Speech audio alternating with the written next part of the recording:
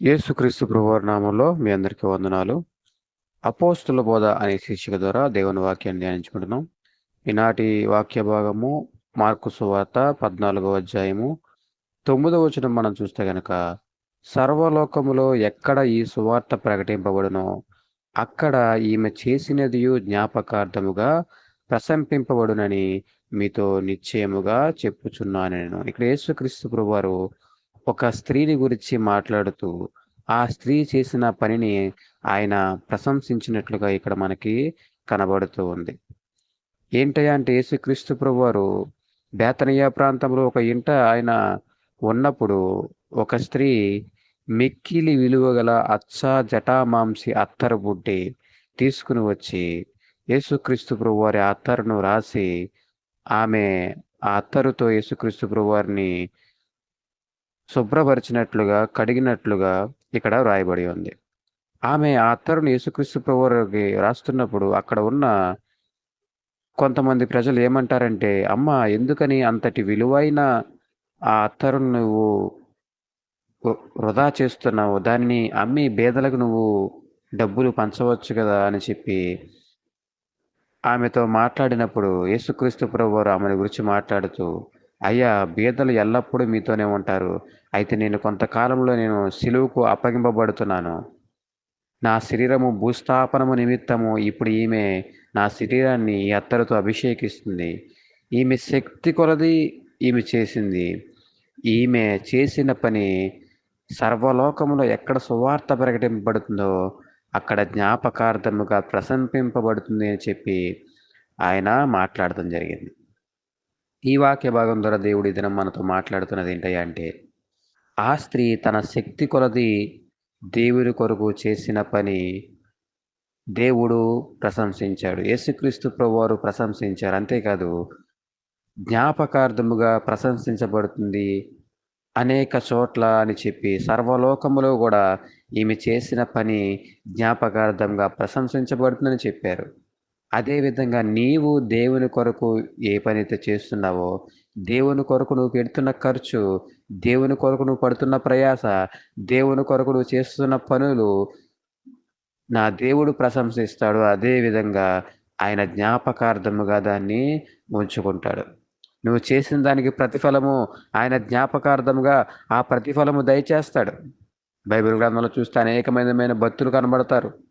వారు చేసిన పనులను బట్టి, వారు చేసిన మంచి కార్యాలను బట్టి తరువాతి కాలంలో వారి సంతానానికి గాని, వారికే తర్వాతి కాలంలో కూడా దేవుడు లాభము చేకూర్చారు. వారికి ప్రతిఫలము దయచేశాడు దేవుడు. వారి పట్ల అనేక కార్యాలు చేశారు. ఆయన జ్ఞాపకం ఉంచుకున్నాడు. దేవుడు నువ్వు చేసే ప్రతి పనిని జ్ఞాపకం ఉంచుకుంటాడు. నువ్వు మంచి పని చేసినా, చెడు పని చేసినా దేవుడు జ్ఞాపకం ఉంచుకుంటాడు. నువ్వు ఖర్చు పెట్టే ప్రతి రూపాయి దేవుడు లెక్క కడతాడు.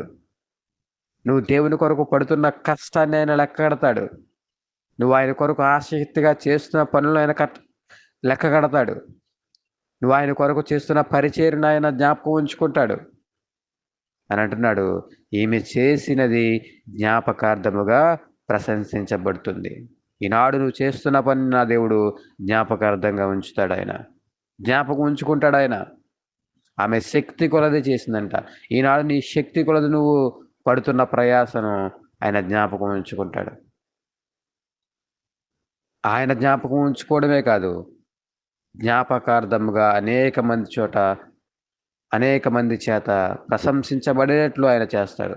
అనేక చోట్ల ప్రశంసించబడేట్లు చేస్తాడు. ఆయన అంటున్నాడు, ఈమె చేసినది సర్వలోకములో ఎక్కడ సువార్త ప్రకటింపబడునో అక్కడ జ్ఞాపకార్థముగా ప్రశంసించబడునని చెప్పి దేవుని కొరకు ఆమె విలువైన అత్తరును, మిక్కిలి విలువైన అత్తరును దేవుని కొరకు వాడింది, దేవుని కొరకు ఉపయోగించింది.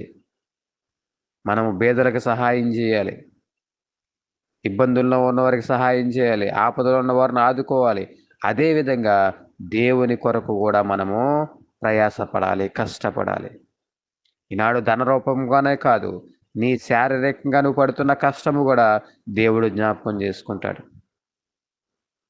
నువ్వు దేవుని కొరకు నువ్వు ఎన్ని రకాలకైతే కష్టపడుతున్నావో వాటన్నిటిని కూడా దేవుడు జ్ఞాపకం చేసుకుని జ్ఞాపకార్థముగా ఆయన ఉంచుకుంటాడు, ప్రశంసిస్తాడు నిన్ను ఆయన. కాబట్టి దేవుని బిడ్డలారా, నువ్వు పడుతున్న కష్టము వృధా కాదు. నువ్వు పెడుతున్న ఖర్చు వృధా కాదు. నువ్వు పడుతున్న ప్రయాస వృధా కాదు. దేవుని కొరకు నువ్వు ఏదైతే ఇష్టపూర్వకంగా, మనఃపూర్వకంగా నువ్వు ఇస్తున్నావో, ఖర్చు పెడుతున్నావో, దాన్ని దేవుడు జ్ఞాపకార్థంగా ఉంచుకుంటాడాయన. ఆయన ప్రశంసిస్తారు. అంతేకాదు, అనేక మంది ప్రశంసించబడే విధంగా, అనేక మంది నిన్ను ప్రశంసించే విధంగా ఆయన నిన్ను నిలబెడతారు. కాబట్టి ఇక్కడ ఈ స్త్రీ చేసిన పని దేవుడికి ఎంతో ఆనందం కలగజేసింది. యేసుక్రీస్తు ప్రభువారు ఎంతగానో సంతోషపడ్డారు. ఈనాడు నువ్వు చేసే పని బట్టి కూడా దేవుడు సంతోషిస్తున్నాడు. నువ్వు పడుతున్న కష్టాన్ని బట్టి కూడా దేవుడు సంతోషిస్తున్నాడు. నువ్వు చేస్తున్న పరిచర్ని బట్టి కూడా దేవుడు సంతోషిస్తున్నాడు.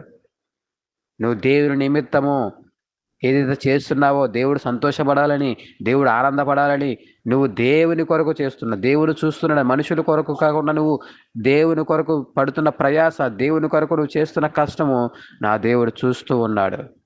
దాన్ని లెక్క కడుతూ ఉన్నాడు. దాన్ని జ్ఞాపకం ఉంచుకుంటూ ఉన్నాడు. ఎక్కడ సువార్త ప్రకటించబడుతుందో, ఎక్కడ దేవుని పని జరుగుతుందో, ఎక్కడ దేవుని పరిచర్య జరుగుతుందో, అక్కడ జ్ఞాపకార్థముగా నువ్వు చేసే పరిచర్య, నువ్వు చేసే పని, నువ్వు పడే కష్టము, దేవుని కొరకు నువ్వు ఖర్చు పెడుతున్న ఖర్చు అక్కడ ప్రశంసించబడుతుందని చెప్పి ఈ దినం దేవుడు మనతో మాట్లాడుతూ ఉన్నారు. కాబట్టి నువ్వు ధైర్యంగా ఉండవలసిన అవసరత ఉంది. ఎందుకంటే దేవుని దృష్టిలో నువ్వు ఉన్నావు. నీ పని దేవుని దృష్టిలో ఉంది. మనుషులు ఎవరు చూడట్లేదే, మనుషులు ఎవరు నన్ను మెచ్చుకోవట్లేదే. ఇక్కడ ఆమె చేసిన పని చుట్టుపక్కల ఎవరు మెచ్చుకోలే. దేవుని కొరకు ఆమె చేసింది, యేసుక్రీస్తు ప్రభువారి కొరకు ఆమె చేసింది. కానీ చుట్టుపక్కల ఎవరు మెచ్చుకోలే. కానీ యేసయ్య మెచ్చుకున్నాడు. ఈనాడు నువ్వు దేవుని కొరకు చేస్తున్న పని ఇతరులు ఎవరు మెచ్చుకోకపోవచ్చు, సంఘము మెచ్చుకోకపోవచ్చు, మనుష్యులు మెచ్చుకోకపోవచ్చు, నీ కుటుంబస్తులు మెచ్చుకోకపోవచ్చు. కానీ దేవుడు నిన్ను మెచ్చుకుంటాడు. దేవుడు నిన్ను ప్రశంసిస్తాడు. దేవుడు జ్ఞాపకం ఉంచుకుంటాడు. ఈ లోక మనుషులు మెచ్చుకోకపోవచ్చు, కానీ దేవుడు జ్ఞాపకం చేసుకుంటాడు. కాబట్టి నువ్వు చేస్తున్న పని దేవుడు జ్ఞాపకం చేసుకుంటున్నాడు. దేవుడు ప్రశంసిస్తున్నాడు. ఇతరుల ప్రశంసలు, ఇతరుల మెప్పులు మనకు అక్కర్లేదు, కానీ దేవుడే నిన్ను మెచ్చుకుంటున్నాడు. దేవుడే నిన్ను ప్రశంసిస్తున్నాడు. దయగల మా తండ్రి, ప్రేమగల మా ప్రభువా, ఈనాడు వాక్య భాగం వింటున్న ప్రతి ఒక్కరూ ప్రభువా, ఆసక్తితో నీ కొరకు ఏ విధంగా అయితే పని చేస్తున్నారో, ఆసక్తితో నీ కొరకు ఏదైతే ఖర్చు పెడుతున్నారో ప్రభువా, వారిని ప్రభువా ఆయన బలపరిచినందుకు వందనాలు ప్రభువా.